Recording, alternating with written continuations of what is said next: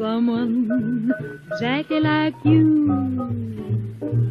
Why should we spend money on a show or two?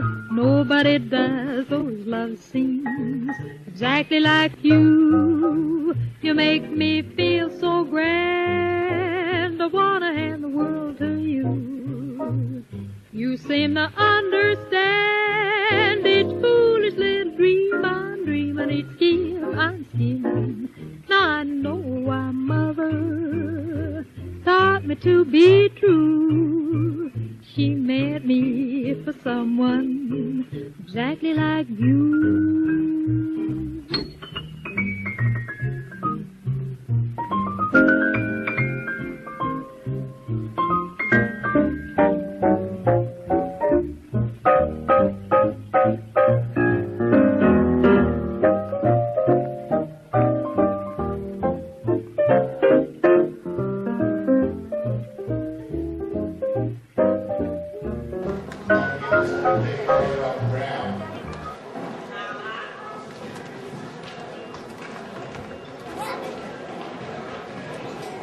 For those of you who don't know me, I'm Ellen's second son, Drew.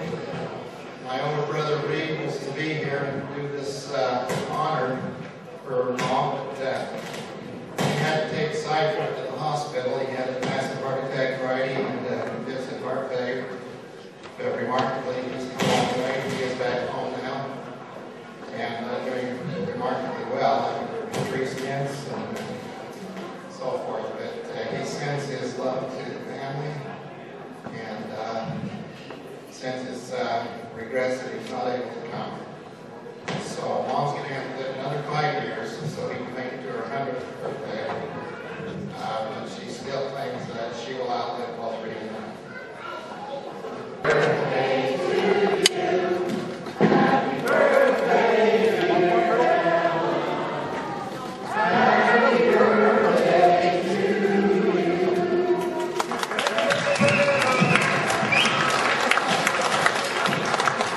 95 years. Did you put in your good day?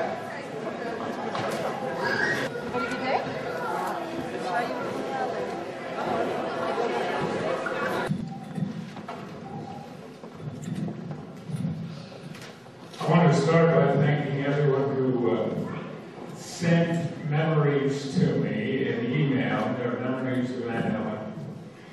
And as you listen to these memories, you're going to think of memories that you have. And I want to tell you that it's not too late for you to email me a memory of Aunt Ellen, and I'll send it along to Aunt Ellen. My email is RQF, as in Ronald Quayle Fredrickson, 2@Comcast.net. That 2 is a number.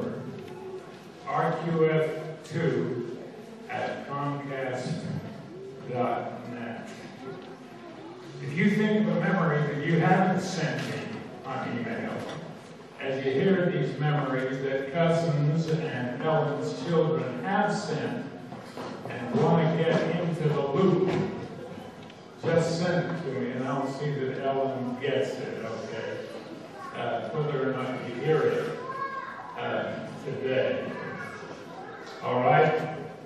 And if any of you all want copies, you can let us know. That's right. Anyone who would like, I have a copy of this script for Aunt Ellen, and I have a copy of this script for each of her children.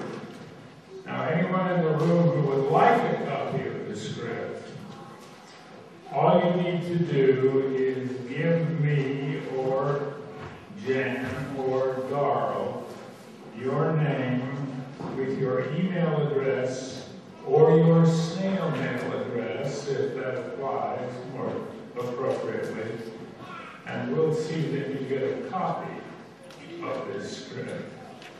Okay?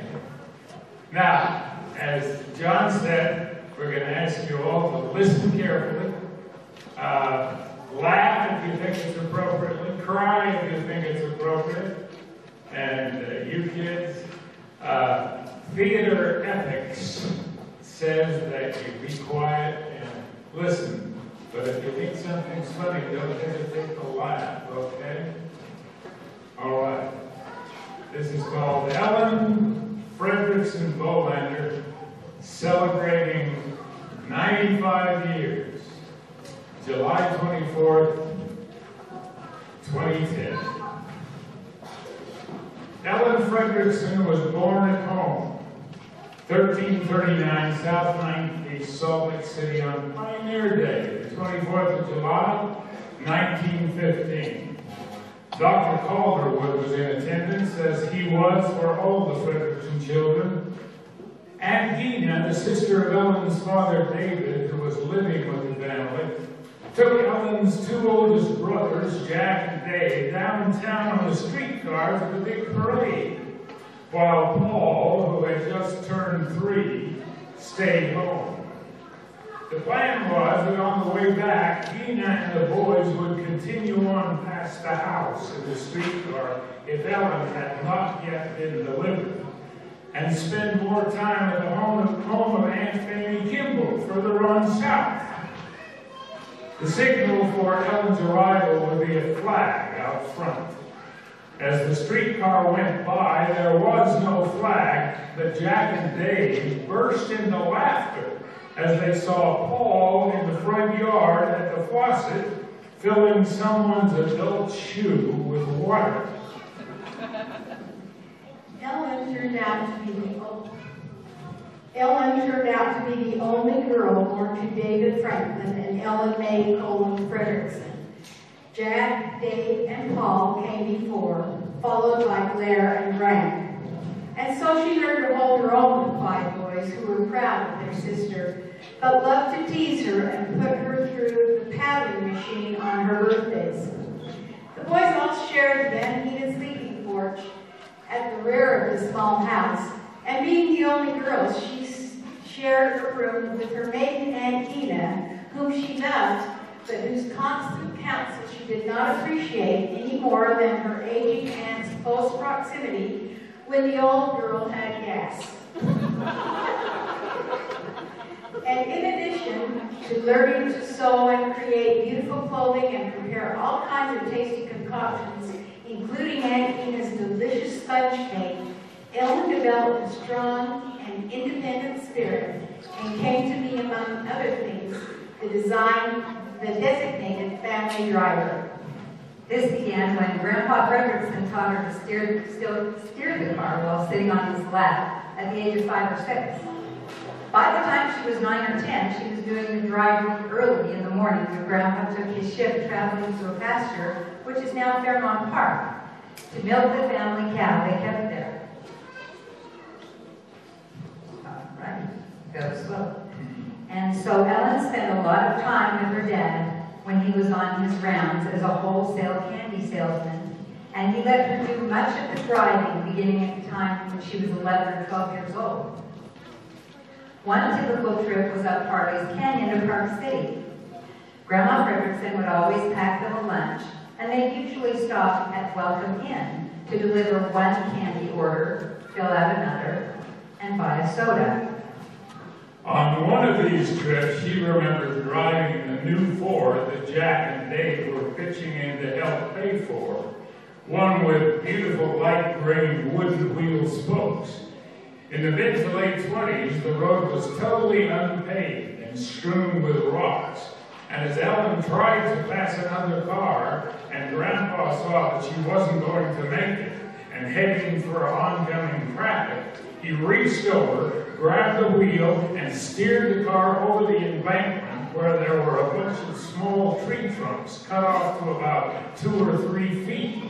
They kept the Ford from tipping clear over, but candy spilled out all inside the car, and some of those beautiful wheel spokes were broken. Neither of them was hurt, but as Grandpa got outside to survey the situation, Ellen heard a sizzling sound coming from the soda bottle, so she decided the best thing to do was drink it, leaving them without anything to drink with their sack lunch. Her main concern, though, which she expressed to her dad was, "Don't let anybody know I was driving."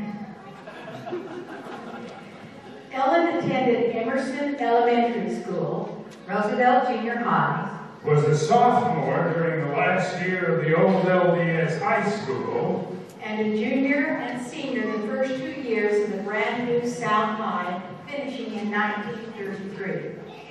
Very soon after she finished at South, Grandpa Frederickson arranged for Ellen to interview with Ellen Morgan at the Highland branch of the telephone company. And upon passing the necessary test, she became a telephone operator, a position she held till 1940. In those days, when you simply picked up the phone receiver to make a call and heard a voice, often it was Ellen's lovely alto say, "Number, please." And when you gave the number to this voice, she, and it was always a she, connected the call. In 1940, the year was 1940 was the year Ma Bell went to the dial system and all of those lovely telephone operators were phased out. When Ellen went to apply for this job, they commented on the fact that it was a good thing she had long arms, at which point she went like this. And her arms are long. One of Ellen's closest friends from a young age was Lavella Taggart, who lived through the block. Mildred Burke lived next door to the south, and Bernice Peterson next door north. It was through Lyman Porter, a friend of Bernice's, that she met Reed Bolander, the Orderville, Utah boy she married. They met during some of the activities surrounding the April conference of 1938. Reed was in town with an aunt on 3rd Avenue, working and taking some classes. He had already graduated from Dixie College and served a mission at the ripe age of 25, and having already spent some time as a teacher, was a serious and quite well-established young man for those difficult times in our country's history. Ellen and Reed were married in the Logan Temple on November 4, 1938, by the temple president Joseph Quinn, who had been Reed's mission president and held their wedding reception at the home of Uncle Henry and Aunt May Cola on 9th East, just south of 13th South. Lyman Porter was Reed's best man. Bernice Peterson was Ellen's maid of honor, and her matron of honor was Paul's wife, Dorothy Quayle Frederickson. Ellen was always very close to her father and prayed that she'd be married while he was still living. That prayer was answered, but she was deeply grieved when David Franklin Frederickson died a year and 1 month later at the age of 59. And then she, 4 of her brothers, and Grandma Frederickson suffered another great loss in March of 1945, when her youngest brother, Sergeant Grant Frederickson, who was serving his country in the Philippines, was killed by a sniper bullet only 3 months before the end of World War II.